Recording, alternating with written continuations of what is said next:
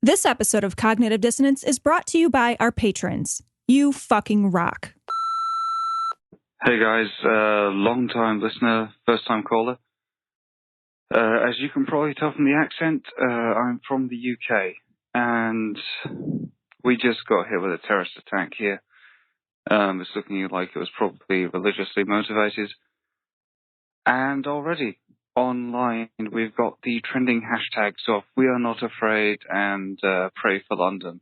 And I don't know why, but I'm so incredibly angry at "Pray for London." Guess what, motherfuckers? Praying's what got us here in the first place. The guy who did what he did, that arsehole who killed those people, you know what? He was doing what God told him to do. I'm just so intensely angry. Anyway, glory hole, motherfuckers. Keep up the good work.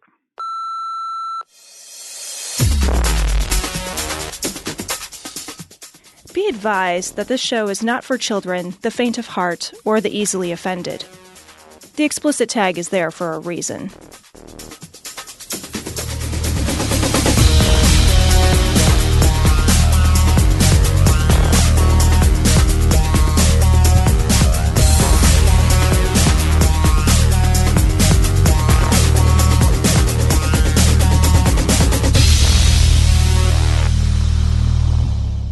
Recording live from Glory Hole Studios in Chicago, this is Cognitive Dissonance. Every episode we blast anyone who gets in our way. We bring critical thinking, skepticism, and irreverence to any topic that makes the news, makes it big, or makes us mad. It's skeptical, it's political, and there is no welcome mat. This is episode 350. Cognitive Dissonance, Cecil. Mm-hmm. It's very exciting. It's 11:30 at night. 350. I know. Yeah. We are starting this fucking recording almost the day after we started this fucking recording. Yeah. This has been a long day, buddy. We get shit. It's been a bit of a burner. We get shit from other podcasters about they're like, oh, we only been recording for like a few hours. It's like, yeah, but I also worked fucking 8-hour shift today. Right? It's like I have a job. Yeah. Like an actual job. Like, this is a side gig. I also fucking worked all day. Man. Allah Akbar. Allah Akbar. Allah Akbar. All right, so let's just launch right into it. This is a story from the Friendly Atheist blog over at Pathos, and it is Crazy Train. It's so weird, dude. Islamic cleric. The Simpsons episode predicting Trump's presidency is a plot, and I love this, to discredit Allah. To discredit him? Like the Simpsons are going to discredit a god? Like an actual, like a god's like, well, I guess you proved me wrong. Maybe Trump's going to grab his pussy. Got to reach into that 9-year-old girl's pants. Oh, you got me. You got me. Did I swoop in on your 9-year-old before you had a chance to get it? I should have gotten her when she was 8. Well, the thing is like Andy Wilson just throws that up. It's like a jump ball, you know? Right. It didn't say she was Filipino. Let's just say though, this is just some weird guy sitting on a carpet, and it's not a flying carpet because that's racist. So I don't want to say that. He's going to show us the world.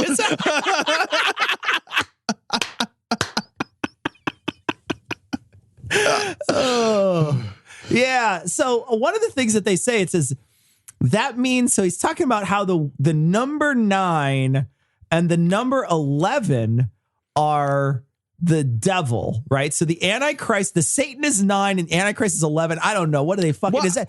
Is it like just like Father, Son, Holy Ghost, Satan, Antichrist, demon, succubus, or something like that? Like, what is it? Is there an unholy trinity other than Seth Andrews and Aaron Ra and Matt Dillahunty? The other one. The other one. Matt Dillahunty is the other one. I love that. What's his face? So-and-so. The other one. The other one. That's awesome. They are Teen Girl Squad out there. Teen Girl Squad. No, but he says 9. Yeah, I know. It's fucking Homestyle 1, a deep cut right there for you. Number 9 is Satan.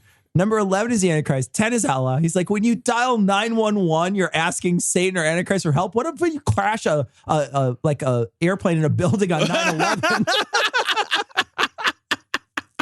Is that perpetrated by Satan and the Antichrist? Well, then what happens then? Because then, like, that happens, and clearly people dial 911 on 911. Oh my it's God. Just, I don't know. It's so meta. Like a fucking. This is what happens when like your brain like takes like that synesthesia route. You know, like where it's like I smell colors. It's like, all right. You just like, but instead it's just like. I smell numbers. Like everything's just fucking muddle fucked up in your brain. Like maybe these fucking assholes that are like, well, and then 911 is this and that is that. Maybe it's the same thing. It's just all the fucking wires up there are just fucking jumble fucked together. It's like instead of like regular neurons, it's like the fucking Christmas lights that somebody crammed into a box and they're like in a fucking rat's nest and his dad's trying to like fucking separate them all. The bulbs are all fucked up. That's his brain. It's like pasta the next day. Right? Like we're just like, there's not like, no, I have to reheat this clump of pasta. It's like dried Chinese noodles. They're just fucking like in there, you know? I want to read this too. It says, also, if you fold paper currency a certain way, and you're talking about a $20 bill, you can create the image of the World Trade Center collapsing. It's another part of the conspiracy Maghrabi says, since the 20 was designed before the attacks. So what? Yeah. I know, right? Like, do you even have wait, so man, hold on. It's like fucking hitting a one hitter. He's like, know, right? So imagine this. Here's the thing. Like JFK was a conspiracy because they created guns before he died. Dude, did you click on the fold paper currency thing? I didn't. Click on the fold. Look at what he's even referring to. Oh yeah, I've seen this before. Yeah, you have to break your ass. It's ridiculous, dude. Right? It doesn't even look like that. It's like, because I'm an idiot, right? So everybody knows this. So I was like, wait a minute, are the fucking World Trade Center towers on a 20? Yeah. Like I don't fucking pay for things with a 20. It's garbage money. So that's for peasants. So I borrowed a 20 from a poor person. Who are you kidding, man? You give all your money to your ex-wife. You're like fucking. You're sitting on the corner being like, "Hey, bro, can you buy me a Starbucks?" Well, shouldn't our religious ideas stand up even under a scientific approach?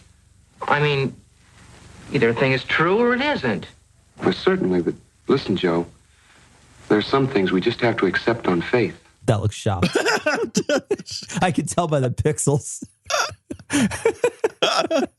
This story comes from American News Access. GOP lawmaker who doesn't at all look inbred wants Christian doomsday militias.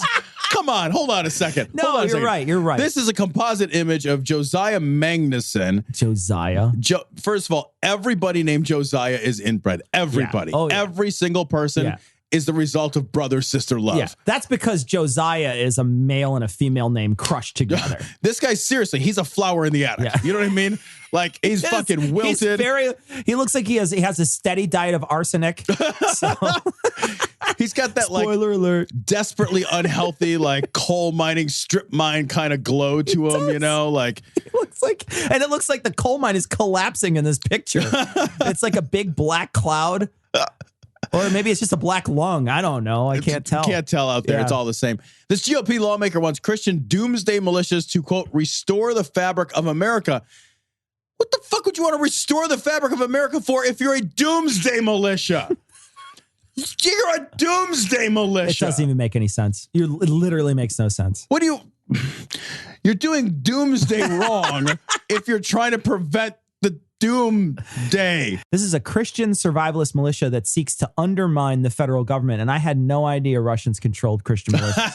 I didn't realize that was the case. Well, you know, it would be hard for you to know that because they would have to hack something that happened down south. No, it's cool. Nunez came out and said it's cool. It's cool. Oh, sorry. Yeah, no, it's fine. Solved. It's fine. Problem solved. Yeah. This is another thing too that says in this article. It says Josiah Magnuson, which is a fake name, by the way. That's his porn name. It's a great porn name. It is a great porn name, isn't it? That's a great porn name. For inbred porn. I'm going to fuck his mom and videotape it and then just call myself porn? Josiah. Yeah. Absolutely. Josiah Magnuson is like a perfect incest porn awesome. name. Also just bought 1 acre near his home to build a so-called island of refuge. But the true goal is to train and equip 1 million neighborhood leaders. On a 1 acre plot of land? Build a fresh beginning for America. On a 1 acre. 1 acre plot of land? If you 1 single acre. Yeah. 1 million people. Yeah. If you stood people side by side for an acre, you'd get like 40,000 people in an acre. If my math is right, you're 900 some fucking thousand people short. What if it's like a 6-month program? You're into this for like 25 years at that point.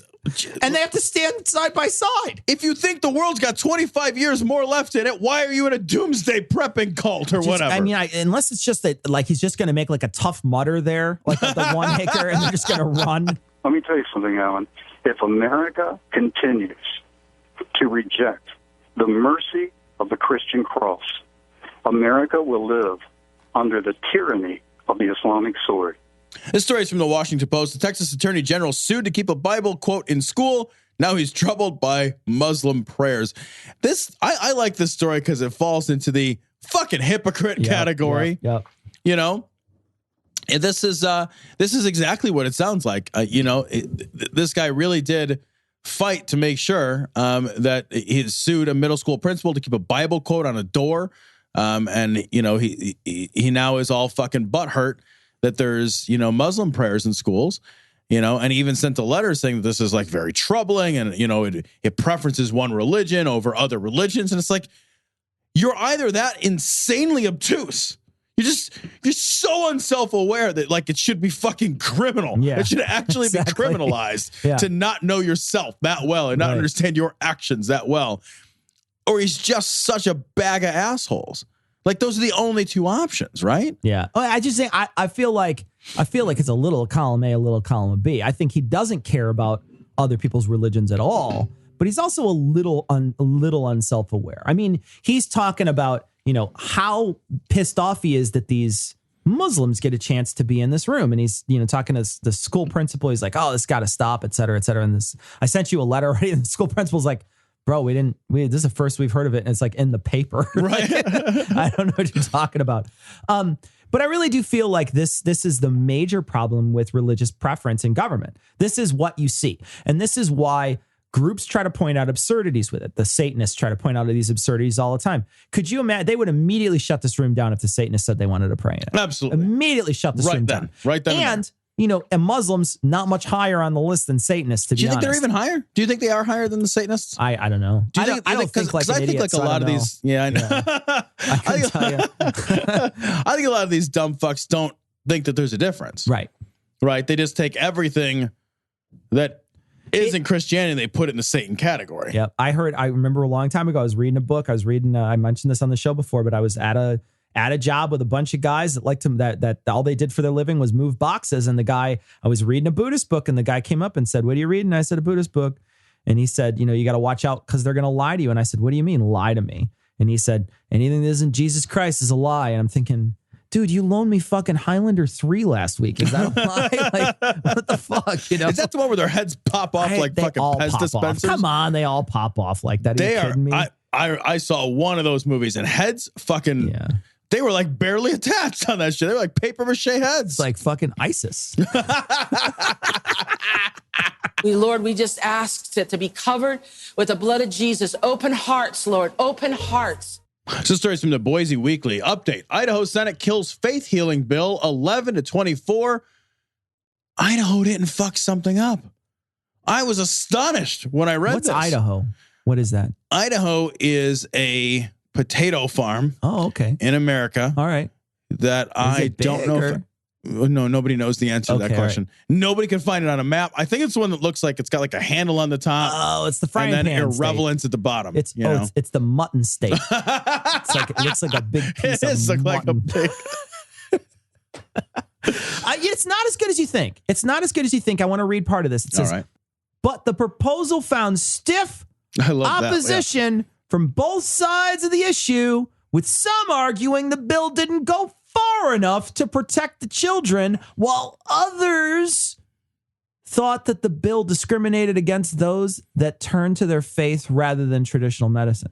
Yeah, I do like the Senate majority. The Senate majority leader said, "I think we found a way to introduce a bill to offend everybody." Exactly, yeah. He's just like, "Look, we fucked this thing right up. Oh, they fucking ruined it. We just fucked this thing up. It didn't go far enough. It went too far. It's like nobody fucking liked it." I love that. And the dissenting opinion was, we believe that medications impact our eternity. It should be left to the families on how to protect the children.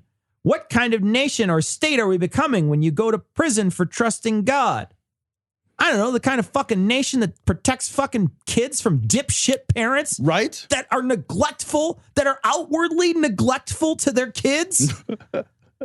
You know, you said it best one time. You're just like, why do we feed them? You know, if it's up to God to fucking heal him, why do I even feed him? Why do I clothe him? Why don't I just fucking shit this kid out and just release it into the wild like a piglet? You know what I mean? Just be like, go get him. Go get him, tiger. I'm out of here. Because if like God wants him to live, God wants him to fucking live, they're going to live. Yeah, right? Everything's fate. Everything's fucking, it's whim of a deity. Yep. Well, if it's a fucking whim of the deity that the kid goes out and gets raised by wild boars, then fucking who cares? Comes back with tusks. Seriously, man, these people fucking... But I'm just picturing like Rocksteady and Bebop show up at your door. Like, they're with like a pizza. Cowabunga, man. Where's Donatello? Oh, God. You know, I did read that. When I read the article, I agree with you because it's like... The fact that people didn't vote for it because it wasn't terrible enough. I know. It wasn't fucking restricted. Are you kidding me? You assholes. That's insane. But I was just so grateful that it didn't pass. And then I was tempered immediately with remembering that it wouldn't affect anybody if it did because nobody lives in Idaho. You know, this reminds me of the healthcare bill and how it's not going to pass. And the reason why it's not going to pass is for some people, it's not cutting shit enough, right? Right. There's people that aren't going to vote for it, and they had to table it anyway today. But there's people who aren't going to vote for it anyway because it doesn't hurt enough people. But it doesn't help enough people. But there's also a small segment where they're just like, is there any way to just throw them up in the air and shoot them? Like, I'd like you to put poor people in a trap thrower for me. I do want to ask one question. Like from that quote that you read earlier, when it said that we believe that the chemicals or the medicines or whatever affect our eternity. Yeah. What the fuck do you think that means? I don't like know. What. Like I took a medicine. Hold on, I just like. Oh no, I know what this. I do know what this means. What does it mean? I do know so it's infinity minus one. So is trusting God important? It's the only thing that gets favor from him. He doesn't respond to pain or tears or heartache. He only responds to being believed. Tom, let's talk about baby dicks. Again? Baby dicks. Again, Cecil? Baby dicks. This is from the New York Post. City Council vows action on controversial circumcision. What the fuck? And here's the crazy. That is the baby dick grabber. Oh, that's the old duck bill clip-a-puss right there. We're looking at a tool here that I seriously have no idea what it is. I hope it's under not the used. hemostats, but I don't know what that is. Is that it's like an envelope opener?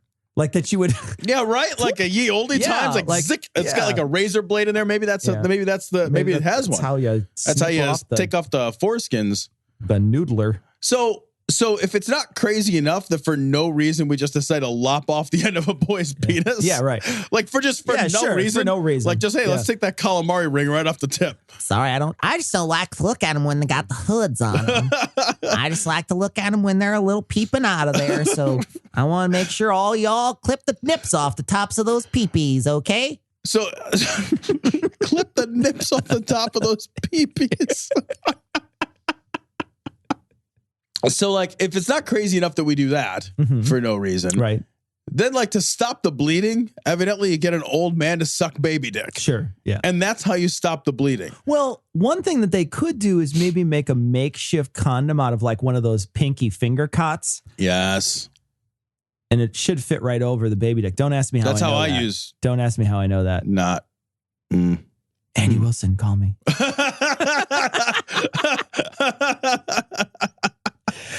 You know what the thing is like all the rabbis are walking around because you're right. So they suck the fucking blood off the tip of the fucking bleeding cock that they just snip the fucking end off of. Right. Like a fucking Cuban cigar or whatever. They're a cigarello, I guess, a smaller one. But they snip the end off of it. Then they fucking put their fucking mouth on it. Their bearded fucking rabbi mouth goes on the damn thing. Then they suck the blood out. What do you think? It's a snake bite? Spit it on the spittoon, I don't know. And then we're circumcising him with rattlesnakes. Some of these kids get herpes because of it. Yeah, and the reason why they want to stop this is because they had an agreement with these moils who are like, we'll make sure if one of the kids gets herpes from this, we'll make sure to tell you who gave it to him, so that moil then won't be able to do it. And evidently, there's been several cases of herpes, and they're not telling who they're bringing it to him and like, hey, who's fucking Rabbi Soreface here? Can we get fucking where's Rabbi Pussface? Right. Is he around here? We're looking for Abriva. Is Abriva around? Is it that? No, I don't. Eugene Cold Sore over here. But seriously, like fucking like they're not telling them at all. Right. I mean, they're not telling them, but it's like, this is like a triple fucking whammy of shit that should not be happening. There's no reason to cut off the end of this kid's dick. No reason. Then there's no reason for an old man to suck the blood off of I would little argue baby's dick. That in no instance should an old man suck a baby dick. That is like, I feel like there's no instance where anybody should suck a baby dick. Yeah, I mean, we don't have to limit it to old men. Not even other babies. In this case. Look, I'm even like I'm saying, like not even other babies. Yeah, absolutely. You shouldn't put a baby dick in anybody's mouth. No, right. So fucking 100% of the time, that's a no. Yeah. And then it's like, well, fucking your face gave a baby herpes. Your fucking face gave a baby herpes. As a parent, do you know what I would do to somebody that gave my baby herpes? Not touch his face, that's for sure.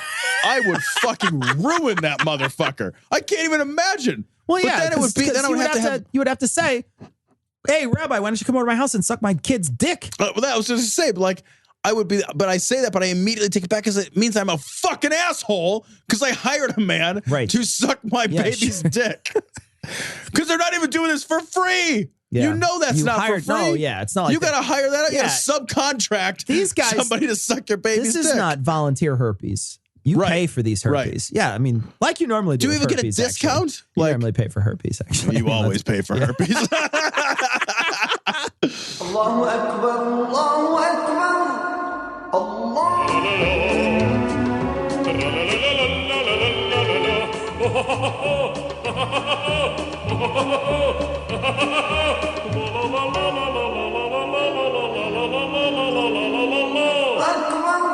Yeah, fuck this story. This is from The Guardian. Pakistan asks Facebook and Twitter to help identify blasphemers.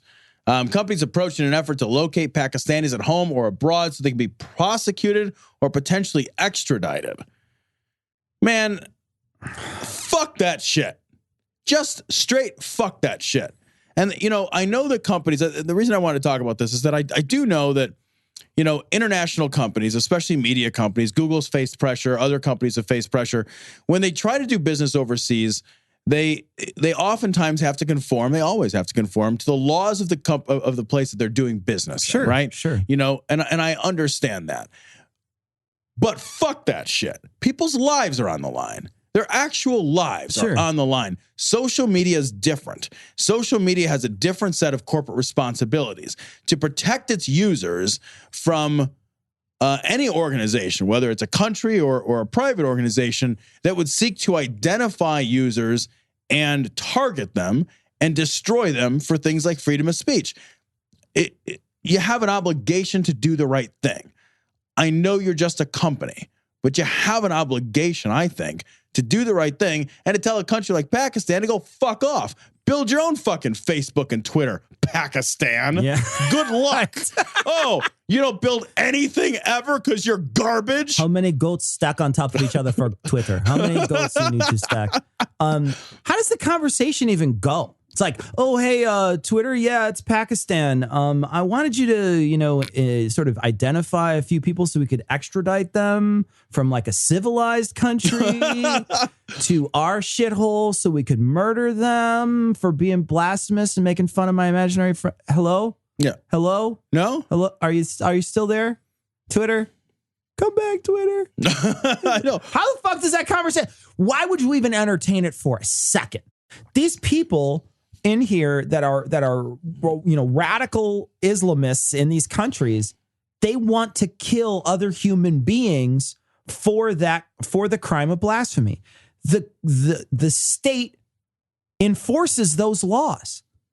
You have to treat the whole state as if it's a fucking like the Stooges. You have to be like, no, right? You don't get to play with the big boys. You murder people for blasphemy. You don't get to come to the table. You don't get to hang out with us. They should even be, the thing is that you're empowering the people there by being there, right? So like Twitter empowers users there. It empowers the people that are behind this shitty fucking terrible shitbag government that is willing to murder its own citizens because it fucking offended a few people, right? But Twitter empowers the people that are there, that are doing the offense, that are not afraid of this imaginary friend, that are not afraid of the government, that are, doing this sort of thing. And for Twitter to back out, for Twitter to pull away, for Facebook to pull away, that's a bad thing for those countries because those people have no way to express themselves. They certainly can't. Look what happens when you become a blogger in some of those countries. Yeah, and you become an out blogger. Right. Yeah. Yeah. Like fucking say so long your fucking head because they fucking hatchet you to death. Yeah. Right. So this is a bad situation for those people. I'm glad Facebook said no. Yeah, Twitter I am too. said no. Right. And you wonder, like, will Pakistan as a result, block Twitter, block Facebook, make it more difficult for, the beautiful thing about social media like this is it has this incredible democratizing effect. Right. And once that becomes limited by these governments, and I feel like they're going to limit it. Yeah. They're going to say like, oh, you're not going to follow our laws. And that's how they see this, right? You're not going to follow our laws. Then we're not going to let you play here in our country. Sure. Because they really don't want Twitter. They really don't want Facebook. They really don't want social media. These things are destabilizing to their garbage countries. You're right. Absolutely. And we've talked about this with other religions.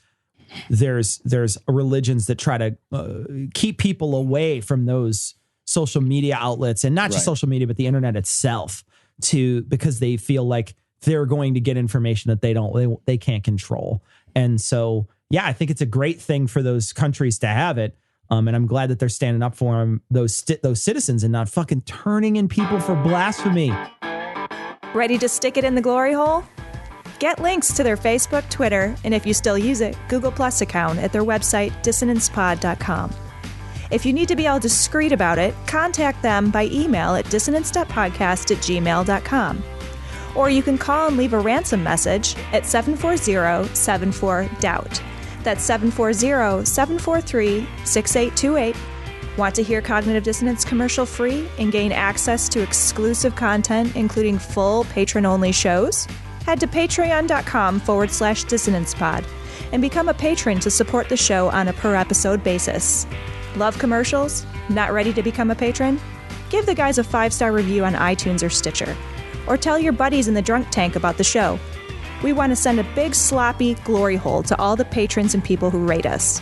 You fucking rock. All right, so we had finished David Icke's book. Yes, we did. I'm still recovering from that trauma, by the way. Done. Now we're doing 2 books at the same time. Tom, you're reading L. Ron Hubbard's classic Dianetics. Classic. Yeah. Yeah. And I am reading Ray Comfort's equally classic book about the Bible. It's like scientific facts. Where is it at? You didn't bring it? It's in my bag. I'm not even going to look at it. It's really bad. But one thing we did get a chance to do is we were in touch with Ray Comfort himself, and he offered to read parts of the book. He's so generous. He's so kind. Very generous guy. Yeah, good guy. So we have Ray reading the very beginning. Now, this is the premise of the book. I'll play it for our audience right now. We may stop it a few times as we work our way through it. Here is a reading from Scientific Facts in the Bible, 100 Reasons to Believe the Bible is Supernatural in Origin, and brackets, Hidden Wealth Series, end brackets. I love when somebody reads and they narrate the brackets. Oh, I love it. I should narrate all the punctuation. Yeah, I hope he's doing quote unquote too later. That'd be great. That'll be great. By Ray Comfort. Where's the evidence? Imagine that you are looking at a luxury liner moving through calm waters. To your amazement, about a dozen people jump off the ship and cling to a lifeboat. You watch as the rest of the passengers stand on the ship and laugh at them. You can understand their reaction. What those few people did was foolish. It made no sense. Yeah. Yeah, you got me. Yeah. Right there. Fair. No, that's fair. We're right there. Yeah. I'm on a cruise ship. Everything looks good. Unless it's the HMS Titanic. Right. I think we're good. Yeah. Here's the thing. I also think that if you jump off a cruise ship, now you're dead. Well, yeah, you deserve. You fucking no. The thing is like I think you'll float with your giant balls. I think those will. Fucking cruise ships are up there, man. Look, unless you're fucking Greg Louganis, like doing a fucking half pike double joiner or whatever the fucking shit is called when you go diving. We're gonna get all kinds of messages from former divers. It's not called a double joiner. You just made that up. I know. It's called a curler. Yeah, right. Yeah. It's a biscuit joiner or something. I don't know. Now the woodworkers are mad. The cabinetry union sends us emails. Suddenly, the ship hits an unseen iceberg and sinks, taking with it all those who stayed on board. Now you see that those who seemed like fools were wise, but those who stayed on the ship and seemed to be wise were fools. They're still stupid because they didn't see the iceberg. Your analogy, I'm already fucking your analogy right in the ass. Yeah. Your analogy, they didn't see the iceberg. It was unseen. You said it was an unseen iceberg. Right. They jumped and just hoped the iceberg would be there. That's what they just did. They jumped and hoped everybody else would die. They're right. Also, if the water is so cold, there's icebergs. Nobody wins. Right? Okay, now you're in a boat. Nobody wins. Dying slower of freezing now. We have in the Bible a command to jump off the luxury liner of this world. And before you laugh at the stupid Christians, ask yourself, is there any proof that the claims are true? The following pages give compelling evidence that the Bible is no ordinary book. Like how we ended it. Book. Like it's 222.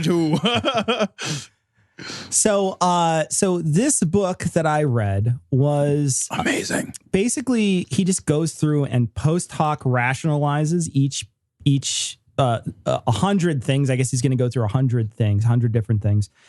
You look so world weary when you say that. It's You're so like boring. 100 It's so things. boring and it's so dumb. He's basically just looking at the Bible, finding a phrase and post hoc rationalizing whether or not that came into existence after because of the Bible. So basically one of the things, so one of the things he talks about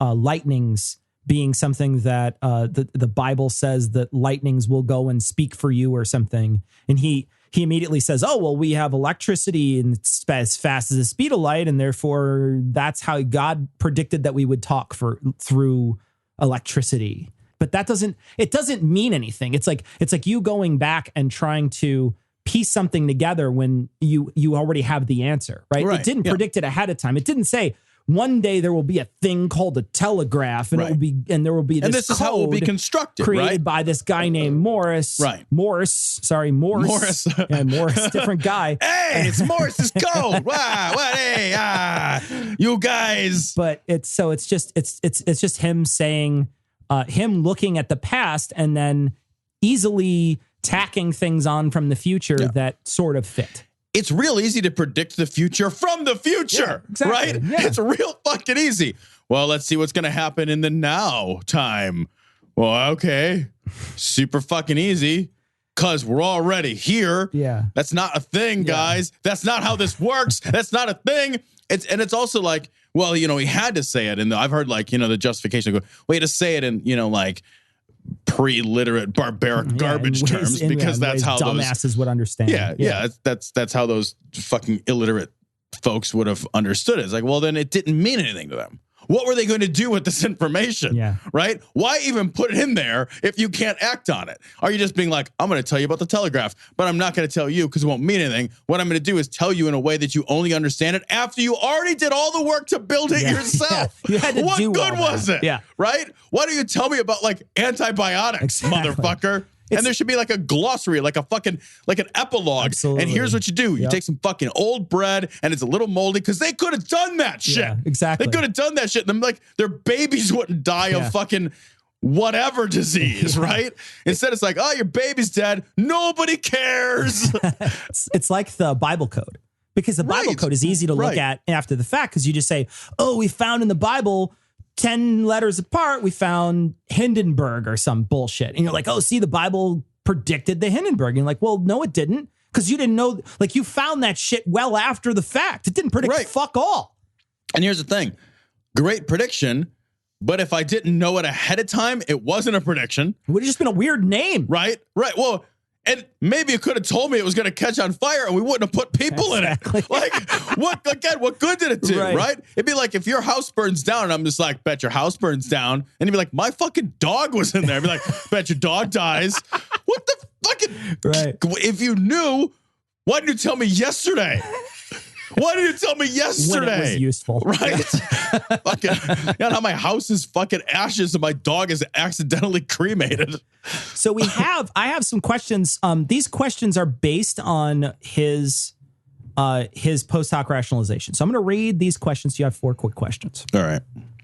Ray tells us that the earth is held up in this manner, which proves the Bible got it right before science. A, the earth is held up by nothing. B, wait, what? The earth is a giant bobber on the end of Hillbilly God's cosmic bamboo pole. I bet it's that one. C, it's held in place by gravity, you dolt. D, like all anal beads, a lot of clenching. Anal beads. Okay, it is D, anal beads. Anal beads. The Bible predicted this other quality about the earth. A, it has 4 layers: crust, epidermis, nougat, chewy Tootsie Roll center. B. Nougat. I don't even know what nougat really is. I don't have any idea. I love it. I'm not sure it's edible. It's basically like sugar clock. Yeah, it's exactly it. That's exactly what it is. B, that it's round by saying, quote, he sits in the circle of the earth. Oh my God. C, that it is denser than this motherfucker. D, that if God is the universe, then the earth and the moon system means he has one enlarged testicle and he should really have that looked at. He sits in the center. He sits in the center. How many licks does it take to get there, though? That's really the question. You got to get to the nougat. Yeah. Well, don't be lazy. That's all I'm saying. Don't be lazy. What biblical insight did we have to wait for the later 1800s to prove? A, that black people were humans. B, there's still a lot of cities that are trying desperately to disprove that in America. Go to Baltimore and try to make that assertion. B, zippers. C, the ocean has currents. Oh my fucking God. It's going to be the ocean. It is the ocean. Oh my fucking God. Oh my fucking God. Oh my fucking God. A Bible passage says there are paths on the sea, and some guy went out to find the paths on the sea in the 1800s, even though there's and he said that he found ocean currents then, but you're like, well, there's fucking the Mediterranean Sea has tons of currents. So I'm sure that people knew forever there was currents in the fucking Lake Michigan has currents. It would fucking, you would know as if like, it's not like we just invented fishermen in the 1800s. Right. Last one. The Bible gives us this insight about boats that revolutionize shipping. A, how to properly stack black people.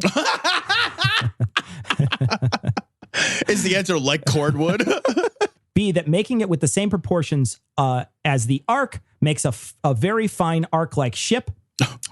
C, the proper slave rowing to wind ratio for optimized speed. Yes. Okay. Or D, that a crewmate that likes to wear a dress saves on the hooker budget. It's D. I'm not sure what you call those people that wear dresses. I want to make sure I get it right. I think they're called sailors. But it's not D. It was actually... Wait a minute, it's not D? It's the ark. So hold on. Okay, hang on a minute. No, you can't save on your hooker budget. You just can't. You don't scrimp. There's some places you scrimp. There's some places you save. Occasionally you don't want a discount. That's not where you do right? it. It's not occasionally it's like, you want the upgrade. You want discount brain surgery? No, I do not. Where's the girls with the extra holes? How many places can I disappoint you tonight? So basically, each one of these had its own little Bible verse attached to it. He sits on the circle of the earth, proves the earth's a sphere. There's ocean currents and is proved in one. That the earth sits on nothing. They say that the earth sits in nothing, or that the world sits on nothing, and therefore space in the universe. Yeah, so space. Since we sit in space, you're like, but fucking gravity holds us in place. They should be like, the earth sits with fucking gravity, which Isaac Newton is gonna fucking like tell us all about many years from now. So it's so you're so far. Hold on, because we're reading different books. This is new for us. Mm-hmm. So far, you are not convinced. Not convinced. You have yet to convert. He's got 96, you're staying on the cruise ship. 90-ish more chances to convince me. All right. So we'll see what happens. Well, I got to tell you, I'm reading the tome of all tomes, L. Ron Hubbard's Scientology. Book 1, Chapter 1 is how far I've made it in. I'm feeling it though. Okay. I want to tell you, I'm feeling it. Good. I think after this quiz, you might. Did you hook your balls up to the EKG machine or whatever yet? Yeah, always. Okay, yeah, good. You got to read it with. Why else would I have one of those stim machines? Are you supposed to do something else with them? No. All right, Cecil. What happened to the following dynasties for want of a science of mind? He talks a lot about the science of mind. Okay, I don't know what that means. Go ahead. A, the Chinese are awash in blood. B, the Romans went to dust. C, Americans are bathed in pharmaceuticals. D, the British are coming. Or E, A and B. A and B. A and B, my friend. It's always A and B. Every time there's a multiple choice, absolutely, it's that one. Yeah. L. Ron Hubbard uses metaphors to explain everything, even things that don't have need for metaphors, because they're self-fucking explanatory and a single fucking sentence would have sufficed. Thank you. Which is not a metaphor used in the first chapter. A, the scientific efforts to understand the mind are like a jigsaw puzzle, or 2, or sometimes 6 jigsaw puzzles. B, yep. Yep. B, efforts to consolidate science and philosophy are like a derelict battalion, careless of how many allied ranks it exposes to destruction by the enemy. C, diseases of the mind are like weasels, starved and caged, shaken, then set loose under your bedclothes while you sleep. It's that one. Yeah. That's the penetrating weasel. I like that one. Yeah, that's a good one. That's a good one. You never know what to tip the weasel. Oh, I just tip the pet store. I mean, I'll tell you what, pop goes it. So can I have your most vulnerable weasels? Do you have like weasel kits that I can? You got to go to the weasel trafficking guy. And see, so what must a science of the mind actually do? Oh, goodness. A, the goddamn dishes once in a while if you want to get laid. B, provide a single source of all insanities, psychoses, neuroses, compulsions, repressions, and social derangements. Oh, God. C, use a little more patience and a little less force. This isn't a fucking race. A little more lube. Always more lube. D, lift with the back. Yeah. I'm going to go with D. I got a bad back. Yeah, always lift and twist. Yeah, that's how the squat jack is performed. Exactly. So tell me about the book. What is it about so far? Well, so far he's just saying that Dianetics is great. No, it really is. Is that what he's saying? Yeah, so far, chapter 1, what's book 1. Dianetic? No. Dianetics. Don't just go. I was going to say. No. Dianetics is the new science of the mind. He's basically saying like that the mind is no different than any other physical sciences, and that it can be explained and understood completely through a series of axioms and Bunsen burners, right? Yeah, and bunt cakes, Erlenmeyer flasks. And then he is going to totes prove that to us. Okay. And then once you have a full science of the mind, which is what Dianetics is. Once you have your Dianetic, then 70% of all illnesses, first of all, are psychosomatic. Oh, okay. That's what he says. And he says, he pulls an Ike. He's like, according to some people's. So if I have Dianetics, I don't have diabetics. Or diarrhea. Well, from my research, gurgle. Where's my insulin? Yeah. Still felt like shit, actually. All right. Yeah, so that's what he's going to prove. He's going to I'm going to go through this is the ground. He's laying the groundwork. Yeah, this is foreplay. He's just buying me drinks right now.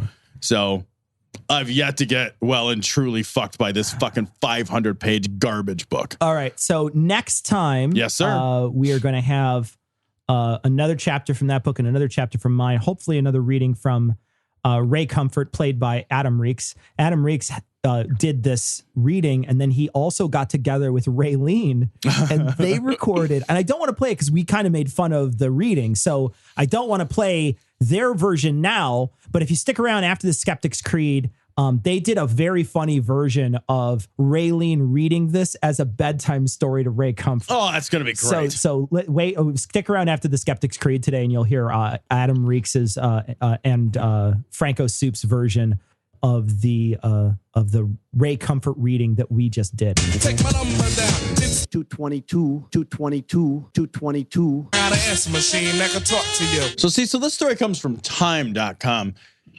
And this is actually a transcript of an interview with Donald Trump and Time Washington Bureau Chief Michael Scherer. And this was done on March the 22nd. I read this whole transcript. It's a word-for-word transcript. And it's fucking crazy, Cecil. I read it too, yeah. It's fucking crazy. Trump is an inarticulate motherfucker. He cannot follow a single train of thought from the start to the finish. He gets fucking derailed constantly by his own inability to follow his own train of thought. Yeah. There's a couple of pieces that I want to talk about. So specifically, Michael Scherer is pushing him on truth, on the idea of truth, about whether or not he says things that are true. And Trump keeps responding by saying, and I'm going to paraphrase because I will later read some of this transcript. To paraphrase is actually to try to make sense of some of his jib-jab. Paraphrase is a mercy to the listeners. Yeah, it's adding clarity where no clarity actually exists. What is astonishing, and I encourage you guys to read this transcript because it's mind-boggling. Absolutely. Is that when he's pushed on saying things like the Sweden thing, he's like, well, I said it, and then later it happened. And so that made what I said true. Right. That blew me fucking away. The idea that you could say something was real, and at the time you said it, it was not real. And then something happened afterward. And now all of a sudden, you're post hoc, right? You're right after the fact. Yeah. That's not how facts work. That's not how any of this works. Like that's crazy. He keeps talking in this article. He keeps talking in his transcript, and it's word for word. You got to read this shit. He keeps talking about predictions that he makes.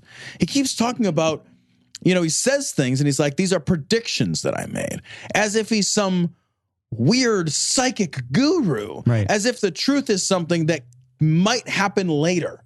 And if it happens later, then it was true retroactively from the time that you said it in the past. He seems to really think that. Yeah. And it's actually crazy, Cecil. Yeah, that's disturbing. That's actually like crazy. He's Ray Comforting this stuff. Oh my God, he is. You know what I mean? Like he's 100 fucking useless facts you read in the Bible or whatever book you're reading. It's 100 science facts. It's exactly the same thing. It's looking at something that happened before and saying, I predicted it because I said it after the fact. And you're like, no, that's not how that's not how any of this works. And one of the things that he talks about Sweden in this, he says, look, I was right about Sweden. I said some crazy things happened in Sweden. The next day, riots. He's like, 2 days later, they had massive riot in Sweden. Exactly what I was talking about. I was right about that. You can't call that a win. You can't say I predicted that because you didn't actually predict it. What you said to everybody was, look at Sweden, guys. Look at what just happened in Sweden. Just happened is the past. And that's what he's talking about. He's talking about it happening in the past. And then the next day, Sweden comes out and says, no, everything's fine over here. But then there's a section of their populace that is like, no, everything's not fine. And they burn some cars and flip some shit over and went a little crazy. Right. It wasn't a fucking whole country in a riot, first off. It wasn't massive riots, I don't think. As near as I could tell, the riots were not... There wasn't a ton of people. Yeah, Sweden's still standing. Yeah, it's still fine. And the thing is that it happened, I think, in reaction to you even saying it. It's nuts. Because, the thing is, first of all, it would be different if he said, look what is going to happen. I think something is going to happen in Sweden. Sure. That would be a prediction. Then if the thing happens, you were accurate in your prediction. Sure. That's a thing. Yeah. Fine. But that's not what's happening here. What's happening is he's saying something is the case or has occurred. Order of operations matters. Right. Those things, as of the moment that he said them, have not been true. And when he's pushed on him and he says, well, later they found out that it was true. The 3 million people thing. Yeah. They ask him, well, there's no evidence. He says, I think you'll find some. I think you'll find some. Yeah, that's not how numbers work. That's not how facts work. Facts don't work like I said it, and then later we'll find out if it's true. That's not how any of this happens, right? Like, who won the Battle of Gettysburg? Well, you know, that's a thing, and we know the answer. It's not just like, who won the Battle of Gettysburg? Well, I don't know. We got to, do some... No. These are demonstrable. They either happened or they didn't happen. They're quantifiable. When you say things like this, they have to be accurate at the time they're said. I want to read from this transcript. Here's what's being said by Michael Scher. That's different than the president wiretapping you, which would be a crime outside of a court. Well, I don't know where these wiretaps came from. They came from someplace. That's what they should find out. And the real story here is about the leakers, okay? Deflecting, okay? You don't write about that. But the real story is, who released General Flynn's name? Who released my conversations with Australia? And who released my conversation with Mexico? To me, Michael, that's the story. These leakers, they're disgusting. They're horrible people. He's not answering the question. He's deflecting, right? He's deflecting. And then he says... Well, and I want to stop there. Can I stop there real quick? You fucking ejaculated all over your own face when they fucking leaked Hillary's fucking emails. That wasn't disgusting. Right. That was wonderful. You actually asked them to fucking hack again, you fucking scumbag. It's a great point, right? Fuck you, he got on motherfucker. TV and said it. You fucking do a handstand and come on your own face for fucking WikiLeaks. But these are horrible people. And this is the same thing that fucking what's-her-face was doing, that fucking Kellyanne Conway. It's that deflection stuff. Right. You say something, and then you just change the fucking subject and say, hey, the problem is with these other things. Hey, no, I'm going to change the fucking subject and say something else that, maybe you'll agree with, maybe you won't, but it'll certainly make you stop asking the question that I don't want to fucking clearly answer. Well, let me read the way he ends this interview, Cecil. But it strikes me there is still an issue of credibility. If the intelligence community came out and said, we've determined that so-and-so is the leaker here, but you're saying to me now that you don't believe the intelligence community when they say that your tweet was wrong. And then here's what Trump says. I'm not saying, no, I'm not blaming. First of all, I put Mike Pompeo in. I put Senator Dan Coates in. These are great people. I think they're great people, and I have a lot of confidence in them. That's not even fucking not even a thought. So hopefully... things will straighten out. But I inherited a mess. I inherited a mess in so many ways. I inherited a mess in the Middle East. So did every president for fucking 70 years. No shit. And a mess with North Korea. Again. Read my prior comments. Yeah, exactly. Right? I inherited a mess with jobs. Yeah, fucking Barack Obama didn't, though. Right? Despite the statistics, my statistics are even better, but they're not the real statistics because you have millions of people that can't get a job, okay? And I inherited a mess on trade. I mean, we have many, you can go up and down the ladder, but that's the story. Hey, look, in the meantime, I guess I can't be doing so badly because I'm the president and you're not. Say hello to everybody, okay? I'm the president and you're not. This guy he's a scorekeeper. Yeah, one of the huge problems with this guy is he's a scorekeeper. He doesn't understand that just winning a prize is not the same thing as solving a problem. Right. He doesn't understand that. That's why he couldn't. That's why the other day when we were talking about that dead soldier, and he's like, well, everybody clap for him. He's fucking winning. Yeah, he's winning. He got killed. Yeah. What drives me crazy is that while we're talking about a president having possible ties to Russia for being, for having conversations and shit and like fucking some espionage shit going on with Russia, we're taking his fucking Supreme Court nomination. Yeah, why is that not on hold? Are you fucking kidding me? Like, you need to fucking stop those proceedings immediately. Finish this, then do whatever you want. Look, there's a chance that there's no wrongdoings. Yeah, but let's find out, because if there is, it's over. But there's a chance that there's no wrongdoings. I'm not saying that he's did anything wrong. I'm saying it looks fucking shady. Well, you know what? When it looks shady, you certainly wouldn't want this fucking Neil fucking Gorsuch or whatever to get into the Supreme Court and have a fucking tainted, if he gets in, he's in. Well, what happens if Trump is the fucking, found out to be. Yeah, that guy's tainted forever. He's always going to be the shit judge. You know what I mean? This guy, if I were this guy, I'd be saying, hey, can't we just wait until this is over? Let's just clear everybody. Because it's not like Pence is not. Look, if something happens to Trump, it's not like Pence isn't going to just fucking nominate him anyway. Exactly, right? It's a fucking done deal. So it's fine either way for their side. And he's going to get in anyway. Right. This is going to happen. Yeah. So just fucking wait. If I was this guy, I'd be like, you know what? I'd really like to wait until this Trump thing fucking hangs. Well, fucking we waited 9 months for Obama because he was black. Yeah. That's it. Yeah, we'll have to wait a few months for Trump because he's red. I mean, he stayed black the whole 9 months. It was fucking rude. So, sometimes God is saying little epiphanies to us, little things to us, but we don't know how to listen to his voice. This is from Right Wing Watch. Former Trump campaign advisor says God warned him about bugging of the White House. Does this one have audio? Yeah, this has audio. So this is Frank Amita, and this is his it's very dramatic, music-inspired speech he gave to his audience. Well, it's music-inspired. She's fucking standing in front of a full fucking rock band. It's got a fucking gospel choir or whatever the fuck those mega churches have. So here's Frank. We are literally speaking into the White House. No, you're not. No. You're speaking into a microphone. That is not literally the White House. Yeah. Maybe he's holding the White House in his hand. I am literally speaking into an orange microphone. Wait a minute. We could be wrong. That could actually be a cleverly disguised can on a string, and the other can is in the White House. Maybe it's a wiretapping device. Maybe it is. Yeah. Maybe. Hold it up to your ear. If you hear the ocean, that's Trump's breathing. Is that a newfangled microwave?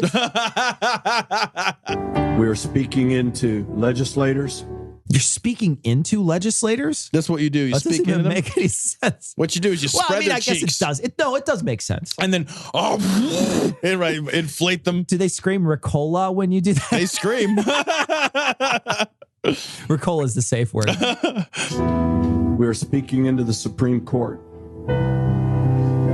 And the Lord says, you know a tree by its fruit, and you know the voice of the prophet by whether it's truth or not. Oh my God. What?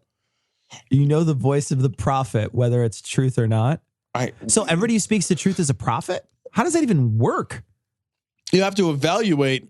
Somebody says something, they're like, yeah, I'm a prophet. And you're like, all right, well, tell me something. Then I have to wait and see if it comes true. And then I'll come back to you and then I'll know that you're a prophet. But what if you only had one prophecy and I just missed it? And we can tell you that we're batting 1,000.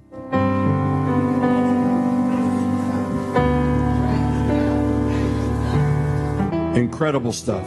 I'll give you one that we can go public on now. Well, we're holding the rest of our prophecies for later. Yeah, we got to. There's only some of them have to get past the NDA. So. What? 2 weeks before the inauguration, the Lord showed me the vision 3 times of bugging. Bugging. Don't search that on Pornhub, by the way. Whatever you do, search that on Pornhub. Don't search that on Pornhub. Yeah, do search it. Nah, you're just going to see a bunch of Japanese girls with cockroaches in their mouth blowing people. Oh my God. You asked for it, friend. It was just people jerking off with cicadas like normal. I saw the vision of a ghost-like figure running around the White House. Did he just call Barack Obama a spook? I think he did. He saw a ghost-like figure running around the White House chasing Barack Obama. Yeah, exactly. It was just a guy in a hood. And putting pins in things. It came 3 nights in a row at 3 o'clock in the morning. I said, what is it? He said, they're bugs. I said, bugs? Bunny? What up, Doc? I took a wrong turn in Albuquerque. It doesn't sound like that at all. Why did I make that sound? Yes. The second night, I looked into the face of the person that was putting them, and they were faceless. He said, it's a ghost, which is an acronym, as you well know, for a certain intelligence agency. It is? Yeah. Ghost Recon. It's a video game thing, right? I guess. I don't know. Is it an acronym for an intelligence agency? Which one? Know. I don't know. It is a video game. There is one for a video game, but I don't know what it is. I can't remember what it's called. Oh my God. Yeah. And the third night when I saw it, he then showed me the sweeping of 3 times. Oh my God. Was he the fucking Christmas past or Christmas future one? Which one was it? Which one was it? Scrooge McPredicts a lot. And this guy went out in the morning and bought the fattest goose. I know, right? The fattest goose. And Merry Christmas to all of you and to all some bugs. And he said, tell them to sweep it 3 times. The first time won't do it. The second time won't do it. The third time, what's in the darkness will come to light. We were able to speak it into one of the highest authorities in land. And then the truth began to come out, didn't it? It's not all out yet. There's still more coming. No, nothing has happened. Nobody's developed any fucking evidence. The fucking director of the fucking FBI is like, no idea why he said that. Yeah. People can learn about Reverend King, so many other things. Frederick Douglass is an example of somebody who's done an amazing job and is being recognized more and more, I notice. This is Right Wing Watch. Wayne Allen Root. Trump is like a wife who makes passionate love to you every day, 7 days a week. I feel so sick thinking about Trump or my wife, ex-wife, making passionate love to me 7 days a week. I don't know which would be worse, but I know which I'm paying a lot of money to not do anymore. All right, so this is Right Wing Watch. Wayne Allen Root. Yeah, well, listen, look, I'm a businessman. I'm not a big businessman. I wish I could brag that I have thousands of employees. But in my lifetime, I've employed hundreds, maybe even thousands collectively at every job for 30 years. But the end result is I, the small businessman, say there's only one thing that makes me happy and makes me open a business, makes me create jobs. Profit. It's profit, It's money. right? If you It's say profit. anything other than money, you're a It's liar. fucking profit, right? It's thinking that you can make a profit. Because if there's anything else, you're lying. You're fucking lying. Yeah. What is it?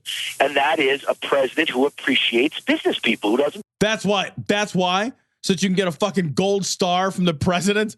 Oh, they're going to call you up on the phone. Hey, Tom, thanks for being totes really good businessman. I noticed you when I was fucking over here being the president and you opened up your ice cream shop. Fuck you. We are a fucking dickhead. Why do we not own an ice cream shop? Why don't we own an ice cream shop? That would be the best business. Well, we keep it in business. Yeah, we would true. buy our own That ice cream. Is that a true. thing? They would have to they would have to just wall us off in there. You know how like it's a bad idea to buy your own drugs? Like, we could just call it Cascabel Montiano. Put us down, who doesn't call us miserable names, who doesn't think the 1% are horrible people. Who cares? Here's the You're thing. not in the 1%, asshole. Yeah, but the other thing too is like, man, I don't give a fuck who calls me what about my business, right? You know, there's people who fucking like don't like Glory Hole Studio. I don't give a fuck what you think. If you don't like the name Glory Hole Studios of my business, go fuck yourself. You call me names, I don't fucking care. Wait, but you I'm don't not care when people stay call you up names? fucking late and not fucking start more business stuff because I'm getting called names. Like I start business stuff because I think I can make money at it or whatever. You know what I mean? Like this business. So wait for a minute. us Are is you suggesting that if somebody called you a duty head, you wouldn't sell widgets? Exactly, right? Oh, stop the widget production, guys. So thinks I'm a duty head. Who doesn't say you didn't build that. It's really about psychology. And we have a guy now who I know loves and appreciates businessmen and women. You know, he doesn't fucking appreciate businessmen and women. Have you heard all the fucking stories about him stiffing contractors? Like, he doesn't fucking appreciate other business people. All he does is just look at other people as ways to get richer, like other business people do. Stop thinking about him like he's some sort of fucking benevolent deity of business, because he's not. As a business person, I want to see other businesses around me collapse. Exactly. So I can take over their territory and customers. That's what I want to see. It is like a source of mirth and merriment when one of our competitors goes out of business. We get their employees, we get their customers, we get the money. Like first you get the sugar. We have a guy who wants to dramatically cut business taxes, dramatically cut personal income taxes, dramatically cut regulations, kill Obamacare, and kill climate change legislation, and kill, hopefully, I hope, part of Trump's agenda is to kill the IRS. No one's ever going to get rid of them, I guess. But certainly you can defund them as much as possible. If you don't give them even a raise, they just have to fire employees or lay people off or not replace people. And so there won't be as many audits. There won't be as many IRS intrusions into our lives. Well, that doesn't stop the taxes from being there, right? So you don't get as many audits. So what? Well, so people can cheat more. That's what he's saying, though. Because why do you want to not be audited? Because you're afraid that if you're cheating on your taxes, you're going to get caught. That's why. That's really the only that's it. That's it. And an IRS intrusion into your, like, I don't even understand what that means. The IRS is not intrusive into my life. I have 2 small businesses, a rental property, and my personal taxes. So my tax returns aren't super simple. They're not incredibly complicated, but they're not super simple. And they're not intrusive. I file my taxes. I send it to a thing. I send a check. That's just how it works. Where's the intrusion? The intrusion would be an audit. And I'd be worried about an audit if I were cheating on my taxes. Sure, if you were cheating, it wouldn't. And I'm not cheating on my taxes. If I get audited, I'm like, fuck, it's a pain in the dick. Yeah, it's a pain in the ass, but that's it. Right. So, I mean, you put that entire group together. Believe me when I tell you, it makes businessmen get up in the morning and smile. You know, I don't want to make any lewd analogies, but when you have a wife who makes passionate love to you every day, 7 days a week, don't you get up? All men get up and smile. My wife's going to make love to me. When you have a wife who hates you and you sleep in opposite bedrooms, guess what? You wake up in a bad mood.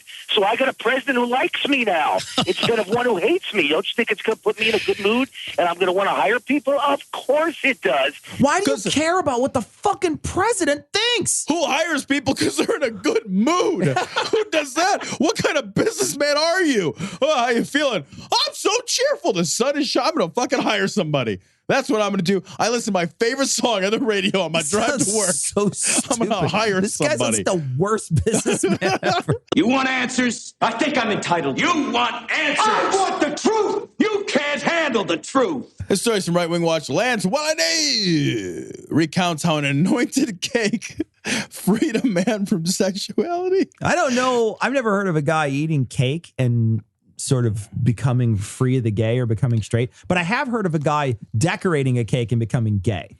So I have heard of that. Remember that time that a pastry changed your entire sexual history? Remember that time I had magic beans?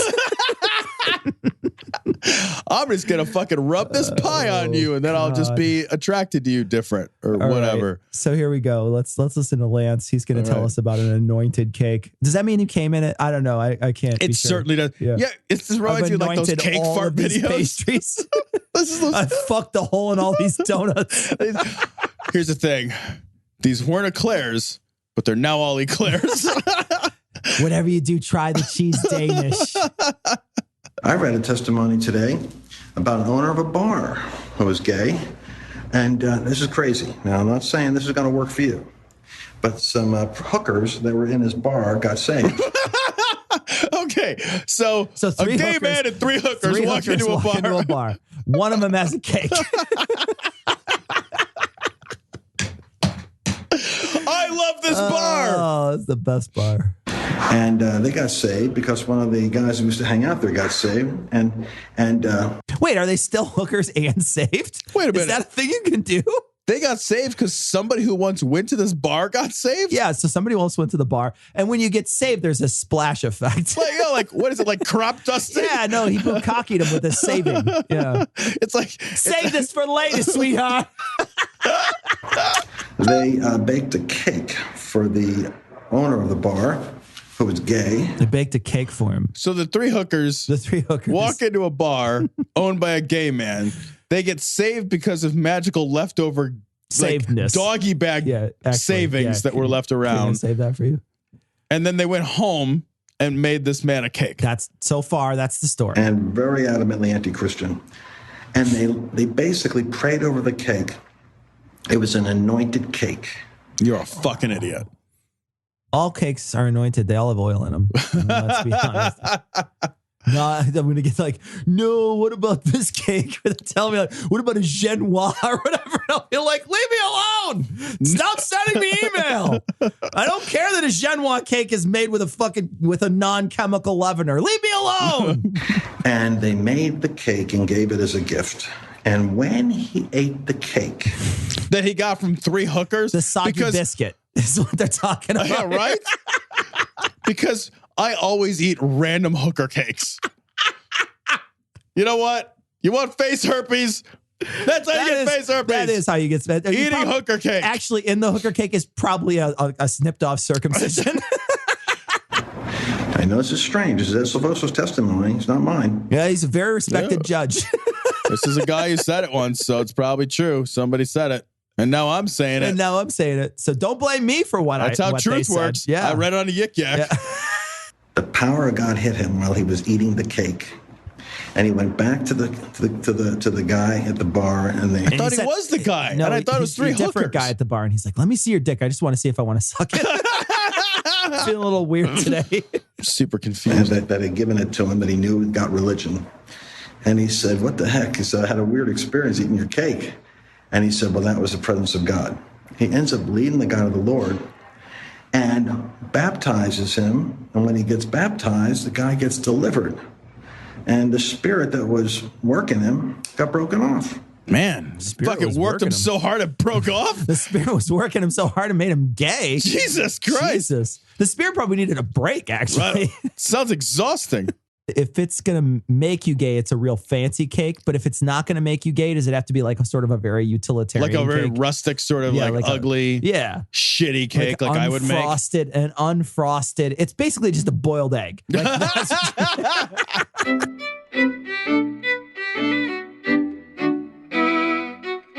So we want to thank all our patrons, but we want to thank our newest patrons, of course. We're very happy that people still support us, still give us their hard-earned dollars. Thank you so much. We're going to thank our newest patrons, Dano G, Mary, Ovind. I don't know if I'm pronouncing that right.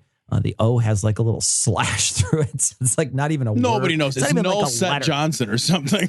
C. Paul, Hamster Toy Box, Thomas, Reichbart, and Cal. Thanks so much for all your generous donations. We really do truly appreciate it. Thank you. This last week, we were on, actually, I think it's releasing today. We're on Angry Black Rant with Ishmael Brown. A lot of fun, which man. was a lot of fun. Very Holy shit, was that racist. fun. So if you turn it in, it's super racist. It was super racist. But he's really racist. It's virulent. Yeah, he's a ridiculously racist person. I'm shocked at how racist I he was. wasn't. But we were on his show. It was a lot of fun. We love Ishmael. We like being on his show, and we're looking forward to seeing him at ReasonCon, which we will be at on the 22nd, 23rd of April. So if you want to check us out, come down to ReasonCon, hang out with us. We'll buy you a beer. It'll be fun. We got an image, and this is, I'm just going to read the caption for this. Found the perfect book to read to your abortion, because we talked about reading books to your abortion, children's stories. And this is actually a perfect book for this. Look on this episode, show notes, episode 350. It's so funny. It's really the perfect book. I love that book and I want to buy it. So this April, on the 15th of April, Anthony Magnabosco, the street epistemology person YouTube from celebrity, YouTube. yeah. He's a YouTube celebrity. He's going to be in Chicago. He's going to be in Skokie, actually, which is just north of Chicago, giving a talk called Street Epistemology, Things I Have Learned. It's on April 15th, tax day, 6 p.m. We're going to post the flyer on this week's show notes. Check him out. I'm sure it's going to be a great talk. The Chicago Atheists are putting this on. This is the Chicago Atheist Society. So it's going to be taking place at the Ethical Humanist Society of Chicago at 7574 Lincoln Avenue, Skokie, Illinois. It's a $10 suggested donation. Come see Anthony Magnabosco in Chicago if you're local, if you're nearby, if you're in Madison, if you're nearby, it's going to be a good time. So go check it out. We got a message. This is from Victor, and Victor wants us to know, wants to ask us what sort of sources we have for debating advice, so he can sort of help sort of work on his debate skills. It looks like he's sort of getting involved with some people that he might disagree with. Yeah, this is a little tough because Cecil and I don't do a lot of debate. So I think that, if you want to get good at something, if you want to be a good writer, read.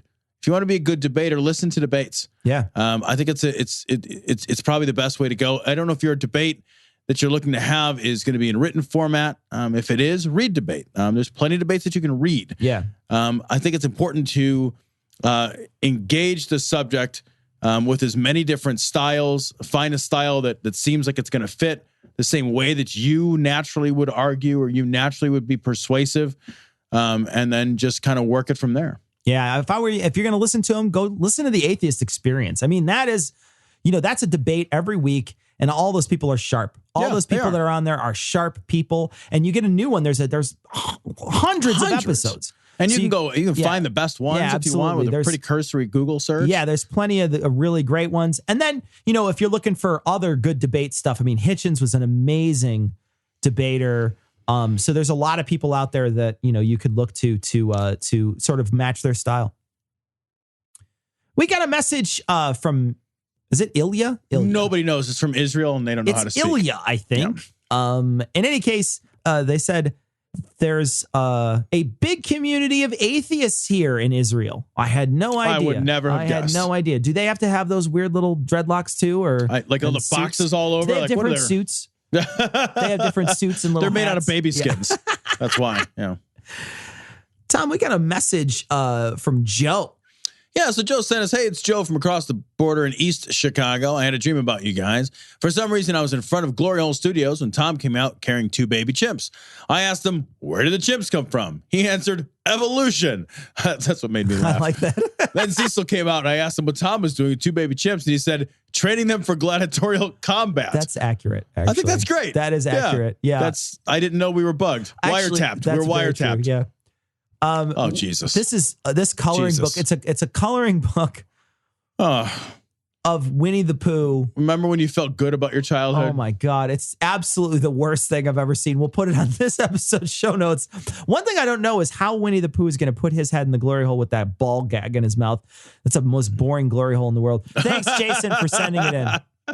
Someone's already been here. Look on this episode show notes, episode 350. Tom, someone has a question about raising children. Yeah, my friend coworker Erica is a fellow atheist with 2 children, 8 and 10-year-old girls. Her family's religious and constantly undermining her with her children and questioning, why don't you just tell them that Jesus is real to make them feel better? They talk to the children about Christianity behind her back. While she can't cut them out of her life, she's wondering what advice Tom might have as a parent on how to do damage control. And also, are there any atheist books, movies, TV shows that would be good for children? I don't know if there's any atheist books, movies, or TV shows. I've never gone hunting for those. Yeah. And my fucking parenting advice you should take with a fucking Himalayan rock lamp full of salt. But I've never encountered this before. I think if somebody did this to me, my inclination would be to pull them aside and say, hey, you can't do this. Yeah. You just can't. If you want to see my kids, you can't do this. I won't bring my kids around you if you continue to undermine my parenting. This doesn't have anything to do with religion. This has to do with the lack of respect for your decisions as a parent and your autonomy as a parent. And anybody who undermines your position of authority in your relationship with your children doesn't deserve to spend time with your children and can't be trusted to do so. It's interesting. Think about it in another way. How would you feel if somebody came into your house and started telling your kid that monsters were real? Yeah, right. You know what I mean? Like you would be like, stop fucking doing that. I got to put this kid to bed at night. Right. I got to be the one to sort of calm this down every time you do this. I got to be the one to put this fire out. Anything of this nature, you'd be like, fucking get the fuck out of here. Don't do that shit. Anyone who tries to parent over the top of you, fuck that. Yeah, bullshit. Fuck that. Try it twice. Yeah. Got a message from Dave, and Dave said that Dave Hogan, along with the claims of resurrection, there are also testimonials by his followers that he can literally fly. It's Peter Pan. Right? He brought Tinkerbell back to life by clapping. Right? Yeah. She had the clap on. You have to believe. Yeah. That's awesome. Thanks, Dave. We got a message from Elvis, and Elvis sends in something that he sent in on episode 249. It's worth playing again because we talked about this last week with the Texas representative making sure that there would be a law passed against masturbation. So this is Elvis's men's rights chant.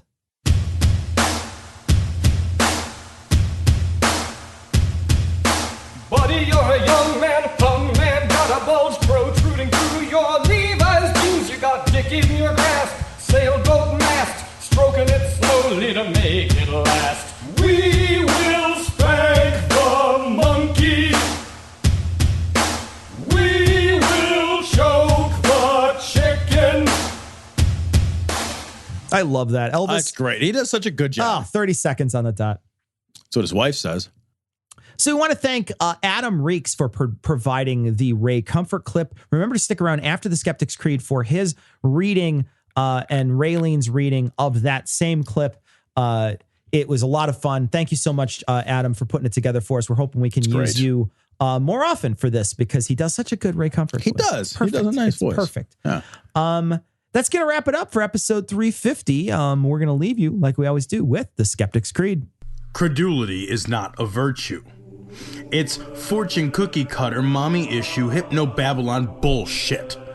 Couched in scientician, double bubble, toil and trouble, pseudo quasi alternative, acupunctuating, pressurized, stereogram, pyramidal, free energy healing, watered downward spiral, brain deadpan sales pitch, late night info docutainment.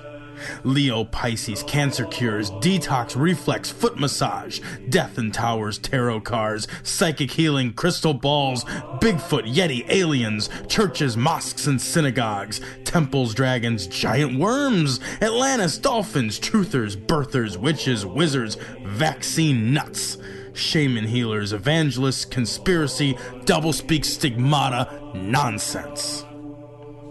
Expose your sides. Thrust your hands, bloody, evidential, conclusive. Doubt even this.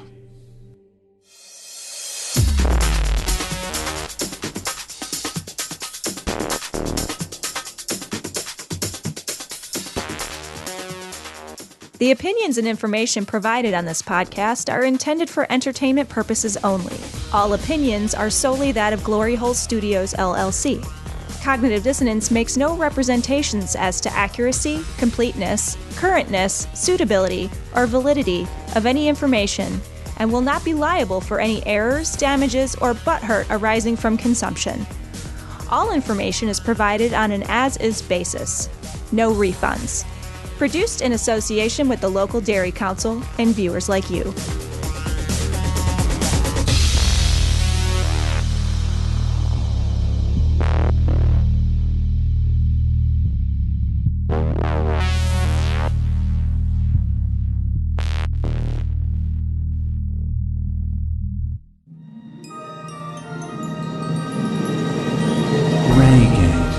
Adventures of Ray and Raymond.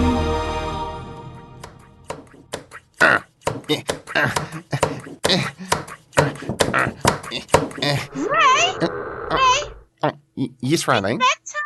Yes, it's bedtime, Ray. Way past your bedtime. You need your beauty sleep. Bedtime already. I was almost finished there too. All right. Well, but if we go to bed, can we read my favourite book by Ray Comfort called Scientific Facts in the Bible, 100 Reasons to Believe the Bible is Supernatural in Origin. In brackets. No. In brackets. Hidden Wealth Series. In brackets. Ray, we've read that every night for the last fortnight. I know, but it's so good.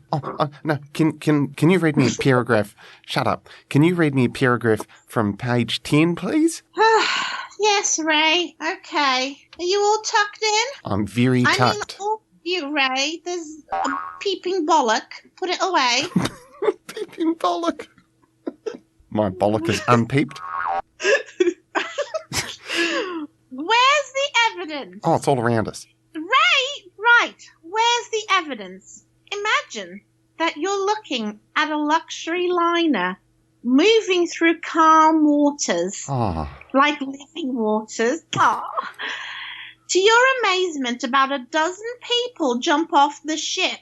Oh, I hope it's immigrants. Bloody hate them. Anyway, and cling to a lifeboat. You watch as the rest of the passengers stand on the ship and laugh at them. You can understand their reaction. What those few people did was foolish. It made no sense. Suddenly, the ship hits an unseen iceberg and sinks, taking with it all those who stayed on board. Now you see that those who seemed like fools were wise, but those who stayed on the ship and seemed to be wise were the fools. Oh, this is beautifully written.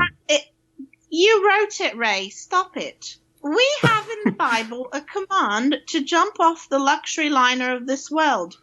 Before you lap at the... Lap? Before you Stop leaping.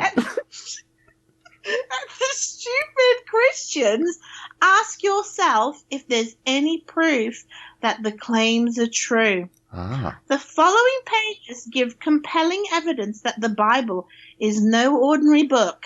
Just like this one. We've been on a quest for evidence for so long now. It's still no closer, but maybe this is the book that'll do it. Well, Ray, it's just so beautiful. I think we should do an audiobook.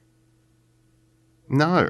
Yes, we could sell way more. To be honest, no, all I can think about is your peeping bollock.